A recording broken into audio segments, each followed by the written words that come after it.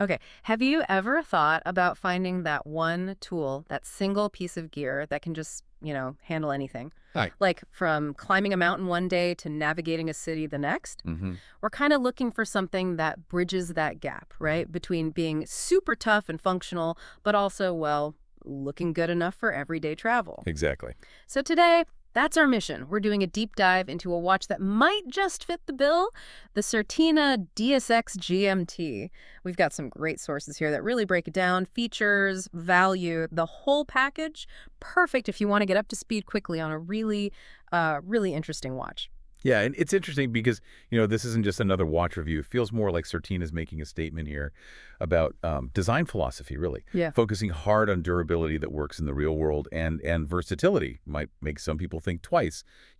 Those who assume watches have to fit these very specific traditional boxes. Right. And for this deep dive, yeah, we're leaning heavily on an excellent piece called Certina DSX GMT, the rugged adventure watch. Yeah. It really covers the ground well. Okay, so let's start with the basics then. What is the Certina DSX GMT for 2025? Well, fundamentally, it's positioned as this really affordable, super practical outdoor adventure watch. Mm-hmm. And durability is clearly like priority number one in the design. We're talking mid three figures here, price-wise. Yeah, which is pretty compelling. Definitely. It makes it a serious contender if you're looking for that ultra rugged, just grab it and go travel watch. And that ruggedness isn't just talk, it's built right in. You look at the case, it's solid 316L stainless steel, brushed and polished, comes in at 41.2 millimeter diameter. Okay. What's quite interesting, though, is the thickness. It's 12.15 millimeter. Now, that's not super thin, obviously, but it's Hmm. actually almost 2 millimeters slimmer than their DS Action GMT Powermatic 80 model. Oh, interesting comparison. Yeah, and they've done clever things like the case back is relatively flat. So even though it's tough, it sits quite low on the wrist, which is, a nice touch for wearability. Makes a difference. Huge difference. And you get that full 200 meters of water resistance, too. Properly secured with a screw-down crown, screw-down case back, the whole deal. Solid. And weight-wise. With the rubber strap, it's about 105 grams total. The watch head itself is probably around 85 grams. Feels substantial, but balanced. Gotcha. So it's built tough, sits well. But you mentioned versatility earlier, and I think this is where it gets really interesting, right? That dual bezel system under the sapphire crystal. Yes, this is the standout feature, I think. It seems quite unusual. Can you break down why it's different and what it actually lets you do? Absolutely. Yeah. So it's not just having two scales, it's how they work together. Yeah. You've got the outer bezel that's brushed steel and has the compass scale. Hmm. Normally, that just spins freely. Then there's the inner bezel ring. This has an anodized aluminum insert, split colors for day-night approximation, and that's your 24-hour scale. Right. But here's the clever bit, building on Certina's dive watch tech. You physically push down on the outer bezel ring, Ah. and that unlocks the central section, allowing you to rotate both bezels together. So you can align them how you need or use them independently. Exactly. You get this incredible flexibility. Need a quick solar compass reading? Fine. Want to track a third time zone or just reference UTC? You can set that inner bezel. It just opens up possibilities beyond what most single bezel GMTs offer. Especially, like you said, at this kind of price. That's the real genius here. Okay, but I have to ask about the detail our source picked up on the nitpick, they called it. The inner 24-hour bezel, it apparently has a 90-click rotation. Ah, yes. And the argument is that's a bit of a misstep because 90 clicks doesn't align perfectly with half-hour or quarter-hour time zone offsets. You'd want, 48 or 96 clicks for that? Yeah, that's the technical point. For absolute precision setting intermediate time zones using the bezel, a 48 or 96 click bezel would mathematically line up better for those 30 or 15-minute increments. So is that a real problem in practice, or is it more of a, enthusiast detail? Honestly, I think for most users, it's probably the latter. Here's why. The main advantage is still having both scales readily accessible. You aren't forced to choose between a compass or a 24-hour scale, like on some watches. Good point. Plus, that solar compass scale really sets it apart visually from Certina's divers, right? It screams multi-purpose adventure watch. And crucially, there isn't another 24-hour scale printed on the dial itself. Ah, okay. So realistically, most people are probably going to leave that inner bezel aligned at the top, maybe tracking UTC or home time, and use the independently adjustable hour hand for their local time or second time zone. The Flyer GMT function. Exactly, which we'll get to. So while the 90-click thing is technically true, Its practical impact day-to-day is probably minimal for the vast majority of people buying this watch. The overall utility of the system is the bigger story. Fair enough. That makes sense. Okay, so we've got this innovative bezel, the solid build. Let's circle back to that core idea, durability. You mentioned it's built tough, embodying Certina's double security concept.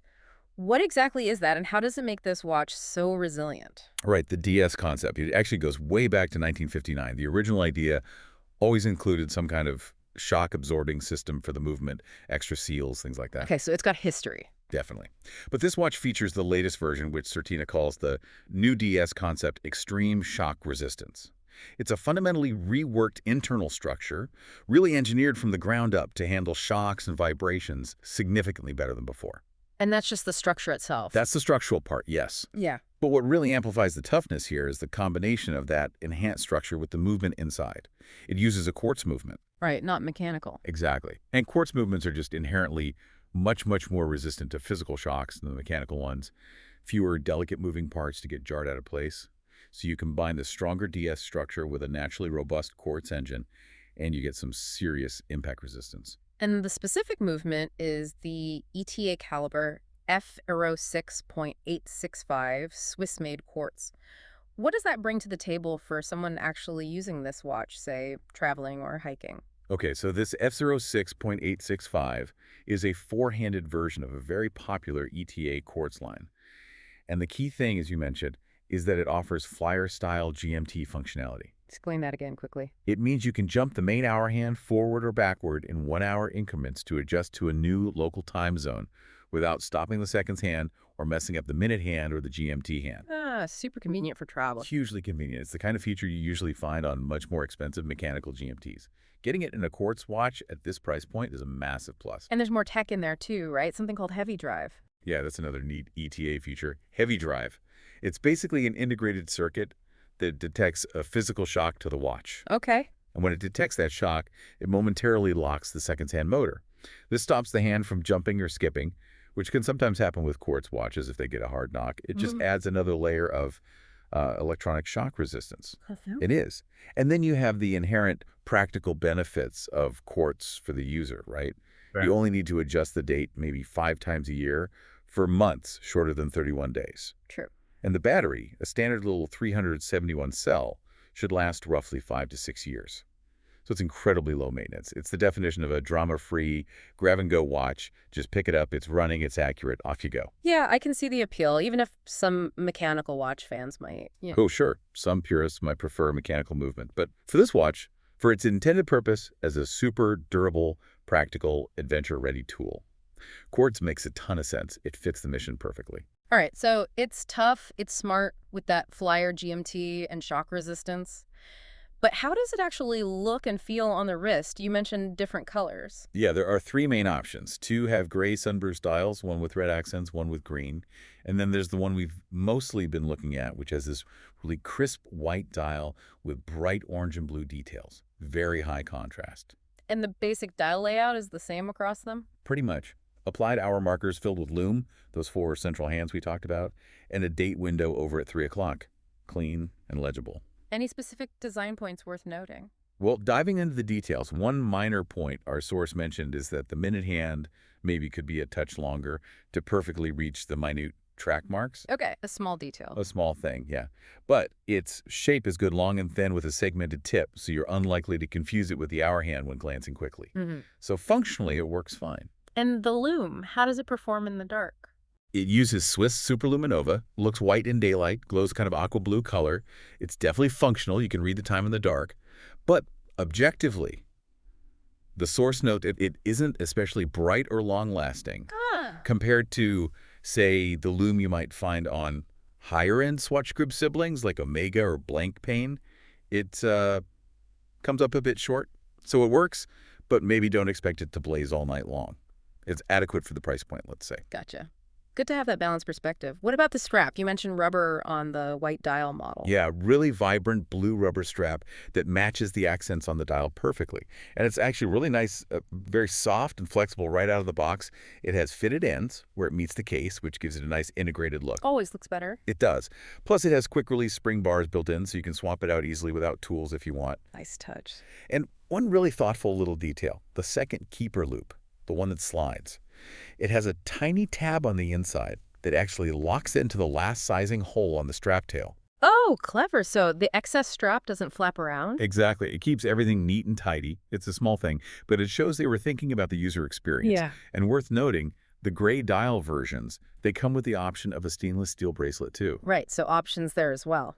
Okay, so let's pull it all together then. We've covered the build, the unique bezel, the smart quartz movement, the look and feel.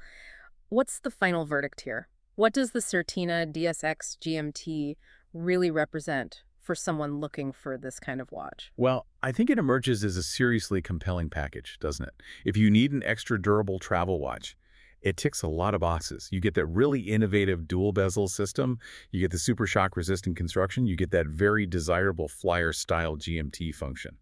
Which is rare at this price. Exactly. All wrapped up at a price point that feels, frankly, very accessible. What is it, 535 US on the strap? Yeah, and $560 on the bracelet for the Gree models. That's impressive value. It really is. And I think what's key is how it positions itself. It deliberately avoids fitting neatly into one box. It's not just a diver, though it has the water resistance. It's more than just a standard travel GMT. It's its own thing. It really is. It leans into being this multi-purpose outdoor adventure watch, offers huge versatility. And that quartz movement, we talked about the practicality, means it's just always running, always ready to go whenever you are. Yeah. Zero fuss, ultimate grab-and-go companion for whatever you're doing, wherever you're heading. So maybe the final thought for you listening is this. Consider how a watch like the Certina DSX GMT, by sort of stepping outside those rigid categories, maybe redefines what versatile or ready for anything really means today, especially when we have so many specialized gadgets. Does real adventure maybe lie less in having the perfect specialized tool for every single task, and more in embracing a single reliable tool that doesn't dictate your journey but just enhances it wherever you decide to go? Something to think about.